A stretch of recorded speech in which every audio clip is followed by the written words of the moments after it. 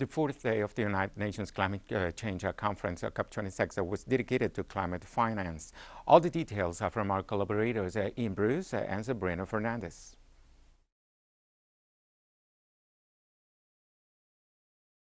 Hello and welcome to the COP26 Coalition in Glasgow. I'm Sabrina Fernandez. And I'm Ian Bruce, and this is Inside Outside, your daily briefing on what's going on inside the COP26 and outside in the struggle for climate justice.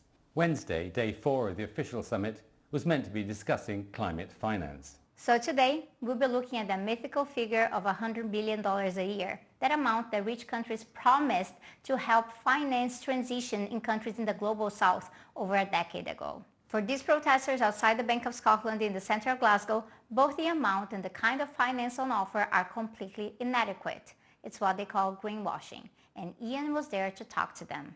You'll remember that it was 12 years ago, back in Copenhagen, that the rich countries promised to be delivering by 2020 $100 billion a year for that transition to clean energies and green technologies in the global south.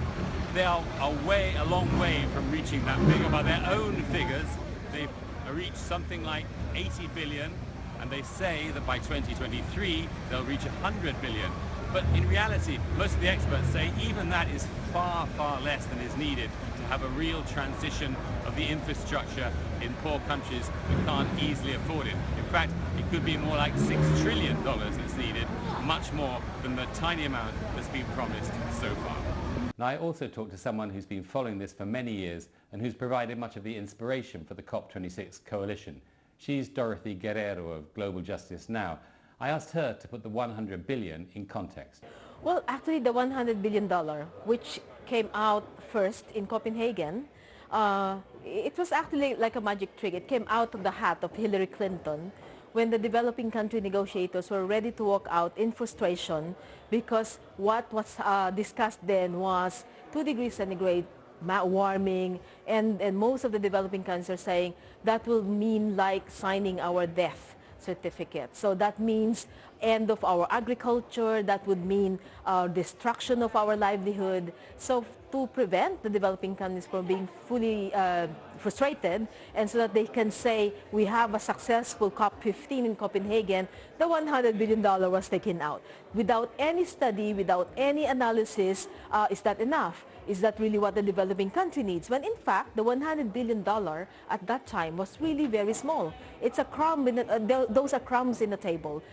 Many studies then were already saying maybe 1.3 trillion, maybe 2 trillion. Well, 12 years from now, what we actually need, from then, 12 years, what we actually need is $6 trillion.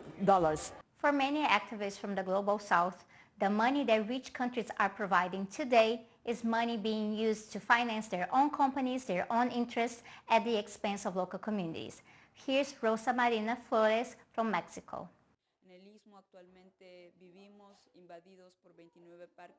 We currently live with the invasion of 29 wind farms belonging to private and public companies from different countries in Europe and other parts of the world, which are financed by these international agreements, which are used to supposedly make appeals to climate mitigation, when in reality they only seek to find spaces to continue with their strategies of capitalist accumulation at the expense of our territories.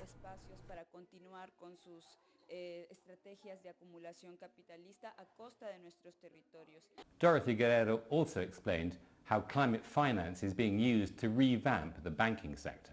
The problem is the city is the problem.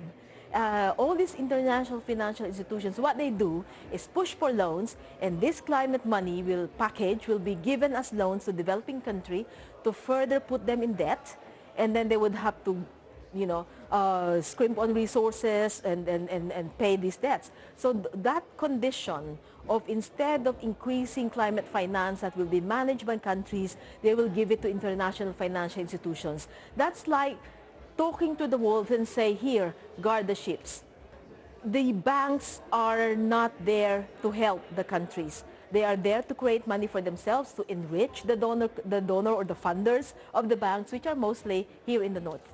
And let's remember, this climate is already brought about by economic activities, by history of colonialism. The UK and other developing countries became rich because of their polluting, because of the emissions they emitted, and now they still wanted to continue being rich with all these debts, with all these loans that they will give to the South. North American indigenous organizations are also denouncing the way climate finance is being used to promote offsets and other false solutions to climate change. We as indigenous people gather from across the world, bringing together our diverse cultures, our complex traditional ecological knowledge. The Indigenous Environmental Network and Indigenous Climate Action from North America held a protest outside the Blue Zone to condemn the way carbon offsets are tearing apart their communities.